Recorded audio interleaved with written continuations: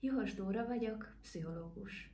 A Lélekkel az Egészségért Alapítványhoz elsősorban a Suli Nyugi program révén kapcsolódom, amellyel egy egyetemi terepgyakorlat során találkoztam először.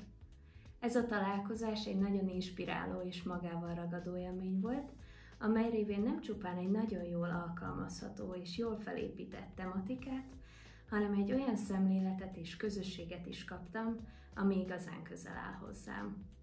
Az alapítvány munkájába először önkéntesként kapcsolódtam be, majd 2023-tól munkatársként. Munkám során gyerekeknek és felnőtteknek tartok tréningeket stresszkezelés, illetve kiégés megelőzés témájában, suli nyugi önkénteseink koordinálását és mentorálását végzem, illetve terveim között szerepel, hogy egyéni konzultáció révén is segítsem majd a hozzám fordulókat.